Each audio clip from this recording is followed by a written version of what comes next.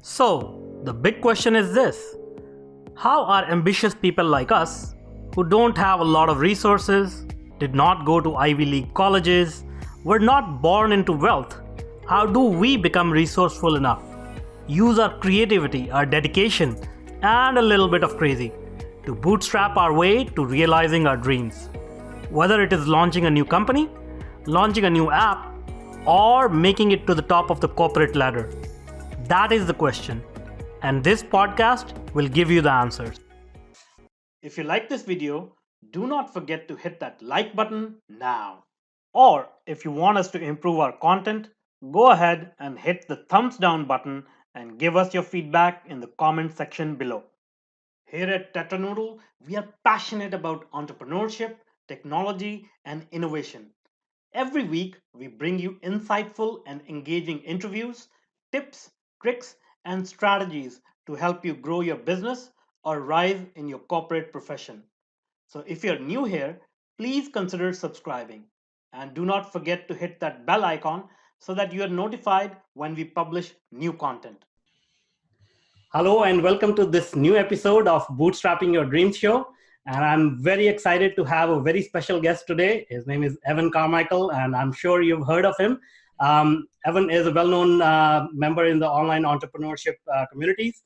He has been an entrepreneur since he was 19. He has built and sold a biotech software company, and now he runs a YouTube channel, which is a very popular channel. Check it out. He has 1.7 million subscribers. He has written 4 books and speaks globally. He wants to solve the world's biggest problem, which is how to untap people's potential. He has set 2 world records. He uses a trampoline and stand-up desk, and he owns Canada's largest salsa dance studio and has a giant Doritos bag in front of him all day long to remind him that he's stronger than the Doritos. Awesome.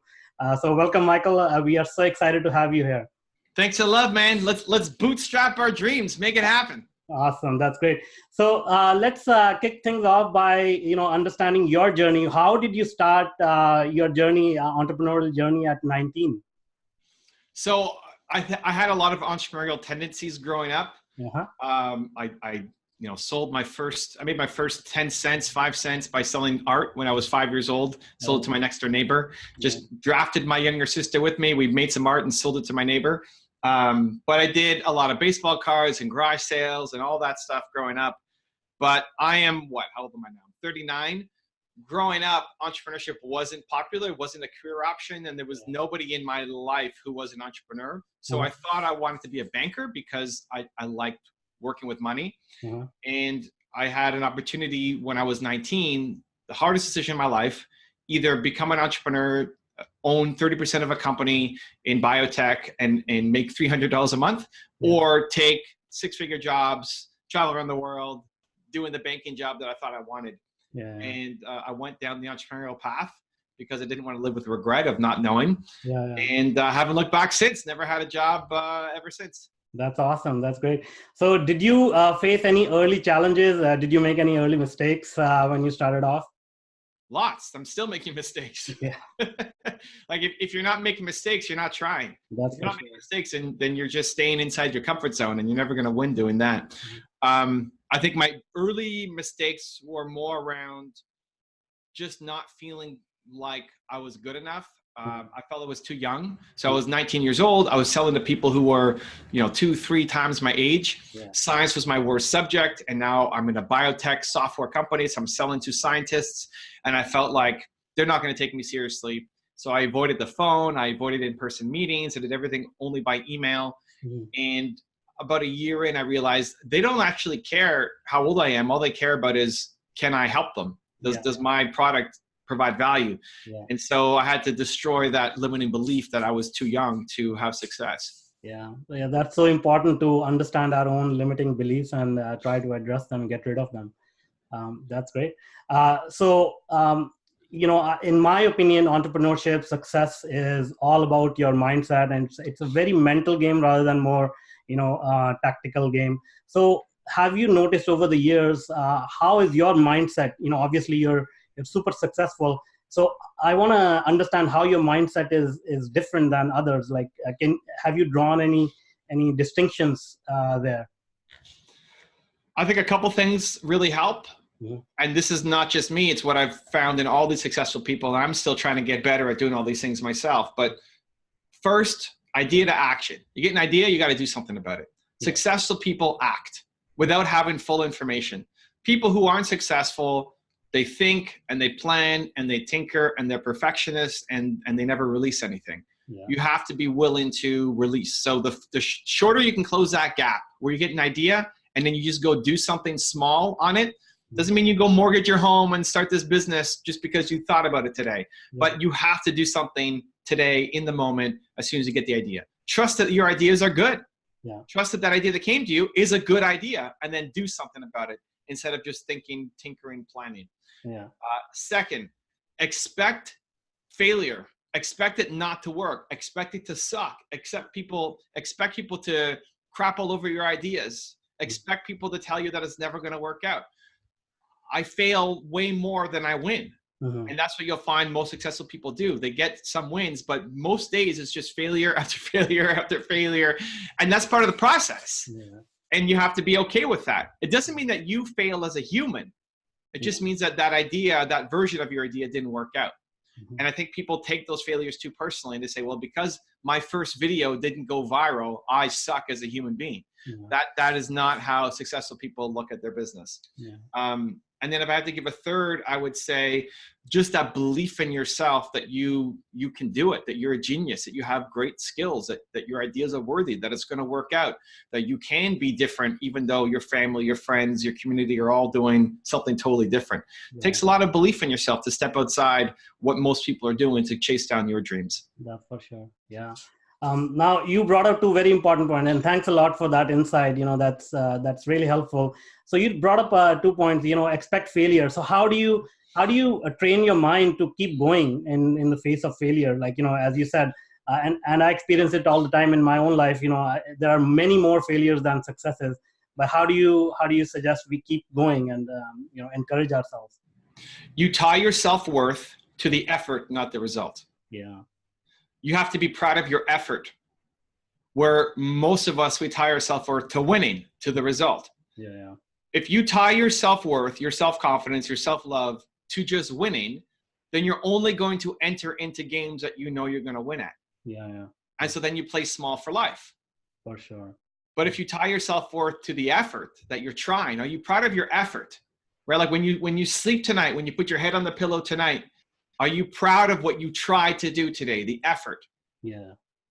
And if that's how you tie your self-worth, then you'll constantly take on new things to keep stretching your effort. And so most days you actually will fail. Most days you won't actually get many results. But if you're proud of your effort every day, you're going to go create something amazing. Wow. I think that if you start something new, so look at this interview in this channel. How many interviews have you done for your channel? Well, I'm proud to say this is the 50th. So, 50th. All right. Happy anniversary. That's great. Thanks. So listen, this is better than the first one. Yeah. The first one, you had no idea what you're doing. Like, exactly. I don't know. I'll ask some of these questions and we'll see what happens. Yeah. You're supposed to suck. Mm-hmm. It doesn't mean you suck as a human. It just means you didn't know what you were doing and you were experimenting. Mm-hmm. People don't experiment enough. Yeah. And now if you go fast forward to episode 500, wherever that's going to be, you look back on this one and say, oh, I could have done so much better, right? We're constantly growing. We're constantly evolving. And so I think you need to expect to suck. You need to be proud of your efforts. You need to know that if you keep getting up and being proud of your effort, you'll create something amazing. I think that if you get off and your first thing is amazing, you should have started 5 years ago. Yeah. Like if your first interview was amazing and blew the doors off, you should have actually started that thing 5 years ago. If you don't suck at the beginning, you should have started 5 years ago. True enough. Yeah. I mean, that's so true. And, as you put it, like, I really go back and listen to the first few episodes. They really sucked. I was so nervous. And now it's, as you put it, like, it's the process itself has become enjoyable. So, whether the results come in or not, the process itself is enjoyable. So I think that's what you were pointing at. Is that correct? Yeah. And I love the word nervous that you used there. Mm-hmm. I think nervous is a good thing. Yeah. I think if somebody doesn't have something in their calendar in the next month that makes them nervous, that they hate their life. Yeah, I don't think people want to just photocopy the same day over and over and over and over again. So if you have nothing in your calendar that makes you nervous, then you're just living the same day over and over again. And then that's most people. I think most people hate their life. And so you want to inject something that makes you nervous, whether it's starting a YouTube show, a podcast, doing an interview, writing a book, trying out this new business. Things that make you nervous are good. Yeah. No, that's so true. I have realized that, the point that you brought up earlier, taking action, is what, people lack the most. Like, a lot of people have, aspirations and they have good plans. But I think one of the key ingredients missing is taking action. And to your point, thinking big and sort of scaring yourself and forcing yourself to go through this is the key, I think. I think people are just afraid. They're just afraid. You don't act because you're afraid. Mm-hmm. You're not actually afraid of failure. You're afraid of failing in front of somebody. Exactly. You'll sing in the shower, but you won't sing on the street. Yeah. Because you're afraid of what people are going to think about you. Yeah. And I think conditioning yourself to what I call inoculate yourself against judgment, so that as soon as your heart's going boom, boom, boom, boom, boom, like I'm nervous, I'm afraid, that's a signal to go. You have to do it. Yeah. And the interesting part also what I've seen is everybody feels the same way. Like we are all sort of afraid of other people's judgment, and we are always judging ourselves as well. So we're all sort of going in circles around in our heads with the same thoughts and feelings. Constantly. And I don't think it ever goes away. I think it just allows you to play on a bigger stage. It allows you to conquer bigger fears. Yeah. So even this morning, dude, this is every day, but you want to tackle it. So this morning, I did my first workout in 3.5 months. Oh. I broke my neck while I was on tour in the US, and it's been healing. It's still not there yet. I have another 2.5 months recovery. And they said I couldn't do anything strenuous because it obviously impacts my whole body. Yeah. So today it's starting to feel better. Like, okay, I'm going to do my first workout. And normally when I do a workout, I'll just be in shorts. That's it, because I create a lot of heat. And so I don't have a shirt on, just do shorts. Yeah. I haven't worked out in 3.5 months. So I've gained a little bit of weight. Yeah. And I was going to film part of my workout on Instagram. And I said, I should put a shirt on because I'm embarrassed that I've gained a little bit of weight. Yeah. And because that was my thought, then I had to go film it without the shirt on. Awesome. Because you want to teach yourself to do the things that make you scared. Yeah. So are some people, listen, most people aren't going to care. Most people are going to watch it and not care. Yeah. Some people will make fun of me. Awesome. And maybe some people will be inspired by it. Awesome. But as long as you're living your life by what other people think about you, then you'll never do great things in your life. Yeah, that's for sure. All right. So, as I said, you've climbed these ladders of success, and you are at the top of your game. How has your mindset changed from your early years to now? You're helping more people. You're giving back. What are some of the changes that you notice inside your own mind as you go through this journey? I think the biggest change probably has been that my journey matters. Mm-hmm. That sharing what I've gone through and what I deal with means something. I used to always think, well, who cares about me? I'm profiling Steve Jobs and Naveen Jain and Oprah Winfrey and like all these people who've done so much. Yeah. Who cares about my story? Sure, I've built up a business and sold it, but it's nothing compared to what Steve Jobs did. Mm-hmm. But the number one request for a top 10 on my channel was me. Wow. Like, where's the Evan Carmichael top 10? And I didn't think it was worthy for the longest time. And then my friends, my fans, and my family all surprised me one day on my birthday, and they made a video that was my first Evan's top 10 rules, and they put it to my channel without me knowing. Nice. And it was great. And that was the first one. And we've done a bunch more since. But recognizing that your story has power, that your story is the journey. For any entrepreneur out there listening, watching, that's how you actually win. If you're going up against big competition, why is somebody going to buy from you versus this big competition that has history and branding and can offer a lower price point than you? Why would they buy from you? Because your story. Because you care more. Because you care more than some big giant corporation. But I don't know that you care more unless you're willing to share your story. And so being more willing to share my story, even though I'm an introvert, it doesn't come across when I'm doing interviews and this kind of thing, but I'm an introvert. I have no need to talk about myself. Yeah. I don't enjoy it. I don't need the spotlight, but getting more comfortable doing that has been a big growth over the past, I don't know, X number of years. That's great. So what drives you now? What is your true passion? You obviously are involved in many different ventures, but what is your true passion? I pull from the light and the dark. So I think humans are built to serve, and if you're not happy, it's because you're not serving, either serving the world or serving the 25 closest people to you. Mhm. Who do you serve? Well, your purpose comes from your pain. So I struggled so much as an entrepreneur that now I want to help out other entrepreneurs. And so when I said I pull from the light and the dark, I pull from the light in that I want to serve entrepreneurs. I want people not to struggle as much as I did in building my first business. And I know that I can have an impact, and I want to do my best to be able to do that. That's the light. The dark that I pull from is I don't want to live with regret. So I don't want to be 95 and sitting in my rocking chair and realize I could have done more. I played small. I was afraid. Yeah. And so I use both of those levers to push me into action every day. That's great. So you brought up this point about not being tied down to 9 to 5. So a lot of people find security and sort of calm in that world.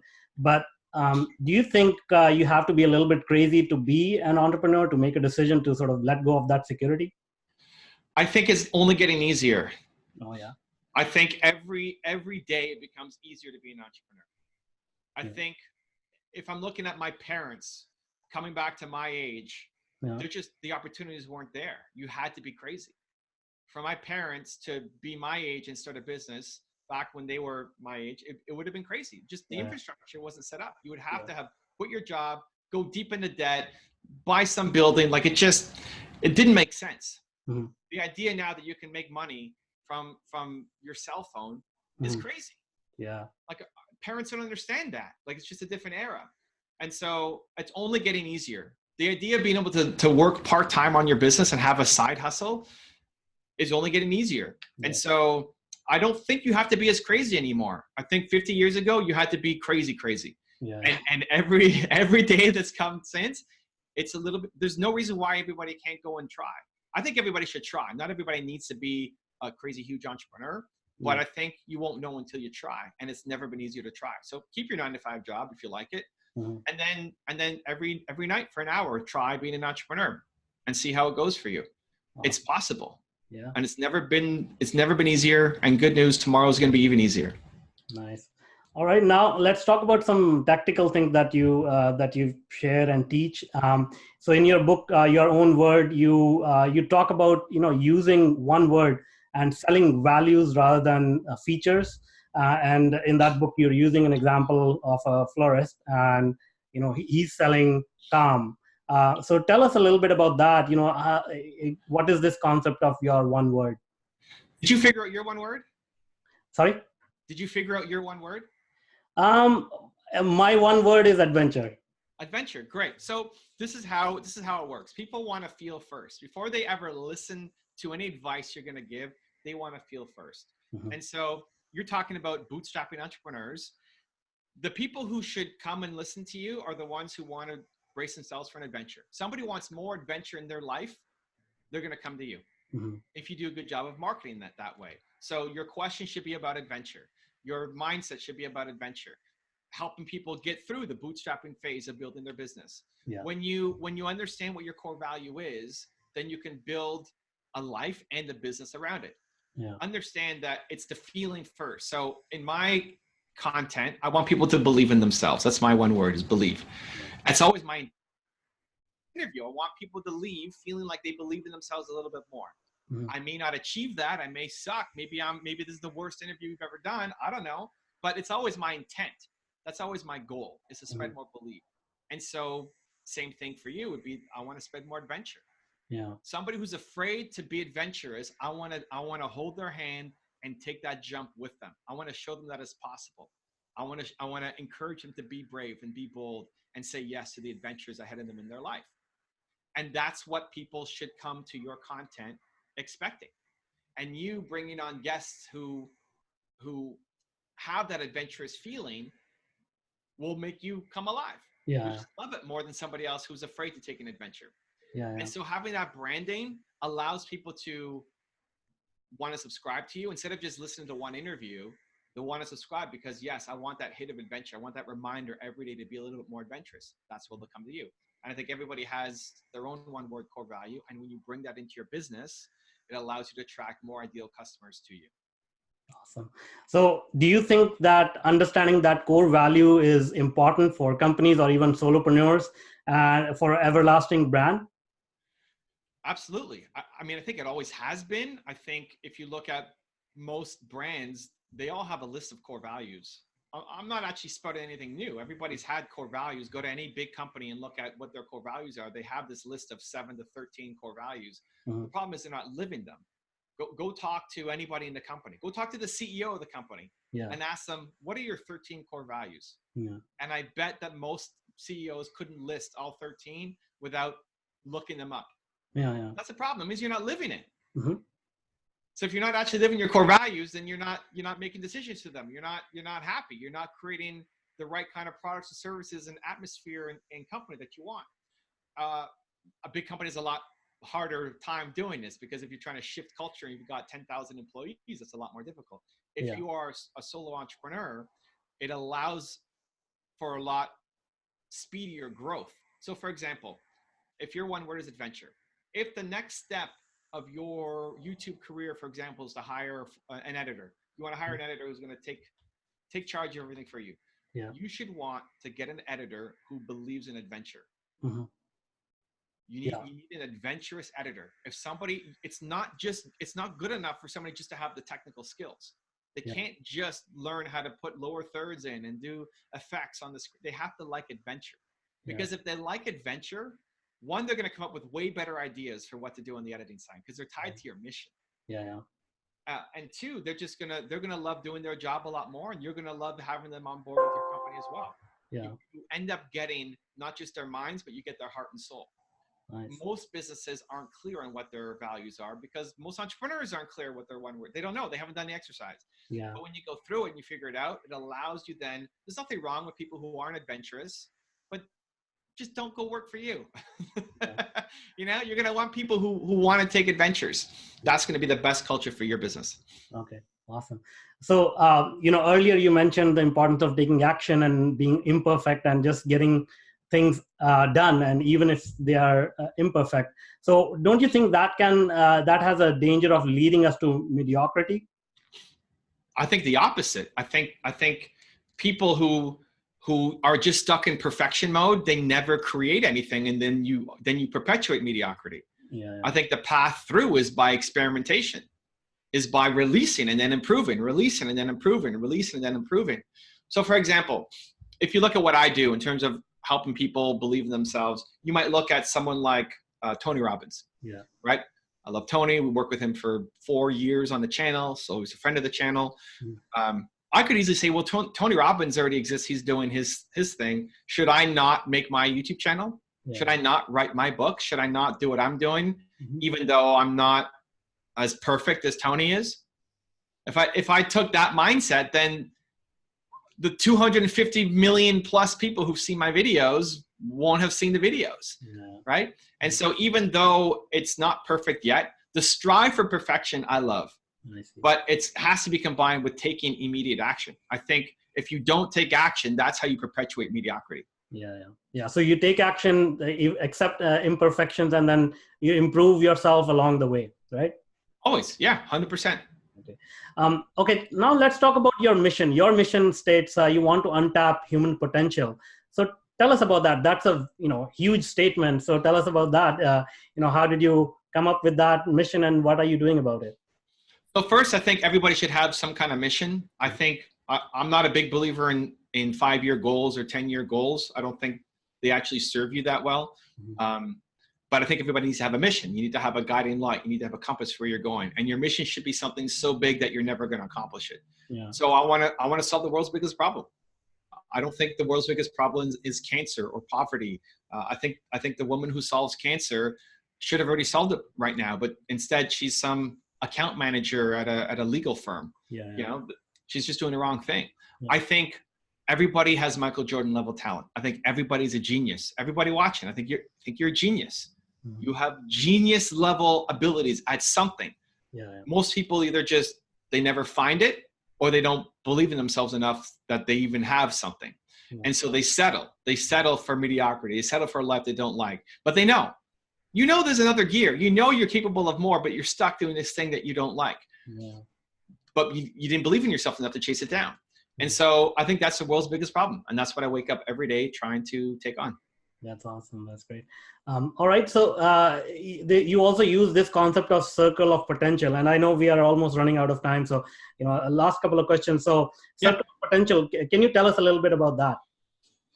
So it was this concept I had for how do you solve the world's biggest problem? How do you get people to believe themselves more? It starts with self-awareness, mm-hmm. which I think is the most important first step. If everybody just goes through the one-word process, as an example, even if you don't buy the book, just think about it. What's one core value that you define for yourself? If you come up with something like adventure, then it forces you to look at your life and say, if you're not happy with your life and your one word is adventure, it's because you don't have enough adventure in your life. Mm-hmm. You need to build adventure into your relationships. You need to build adventure into your business. You need to build adventure into how you take care of yourself. You need to have adventure constantly. So just having that awareness creates ripple effects out that forces change. Yeah. That clarity becomes the whole game. So the self-awareness part is the first. And then we get into things like you need to change your environment. So if listening to Manuj every day is a thing that gets you motivated and have more adventure, great, then put that into your daily activities, your physical environment. You can see what I have in my office here behind me. Yeah. This may mean nothing to you, but it's deep and meaningful and personal to me. Sure. Having mentors, going to events, expressing yourself. There's a lot of different pieces that make that happen. But the core, the most important one is the self-awareness to figure out who you are, what you stand for, and then build a life and business around it. Yeah, that's very true. Self-awareness is so important. And, it has, in my own life, it has sort of transformed it only after I put in a lot of effort in understanding my own self. So that's so true. Thank you so much for sharing that. Now, is there anything else before we wrap up? Is there anything else you want to share with the audience? I would just say, be proud of yourself today. I think the biggest problem that we face here is you're not proud of your effort. Mm-hmm. We're tying our self-worth to the results, to winning, to getting 1 million views or 1 million likes. If you tie your self-worth to the results, you're always going to play small. You're only going to do things that you're going to get a result on. Yeah. If you tie your self-worth to the effort and you do that every day, you'll create amazing things. So I don't care what you're posting to Instagram, because you might win at something small and post it to Instagram and feel, people will cheer you on, but how do you feel about yourself? Are you proud of your effort? Yeah. So before, I don't know what time it is people are watching, whatever time it is, you guys watching right now, you're not in bed yet. So before you close your eyes, do something today that makes you proud of yourself. Be proud of the effort that you're putting in today. And if you took that approach every single day for the next year, your life will be dramatically different 1 year from today compared to where you are right now. That's great. Very well said. Thank you so much, Evan, for being with us and sharing all this knowledge. I'm sure everyone got a lot of value, and it has been a special episode for us, 50th episode, and thanks a lot for making it even more special. My honor, and thank you for having me on, man. Thanks. If you like this video, please go ahead and hit that like button. It will mean the world to us. And again, if you want to be notified about our new content, please consider subscribing to our channel. And now, if you are an existing or an aspiring technology entrepreneur, then I invite you to check out my new online workshop, Bootstrapping Your Tech Startup Dreams. Go to go.tetranoodle.com/boot-podcast and sign up for free. I want to make sure more successful and sound decisions are made every day in your tech projects. Let's start finding solutions to your problems. So go to go.tetranoodle.com/boot-podcast, and I look forward to helping you with your tech startup.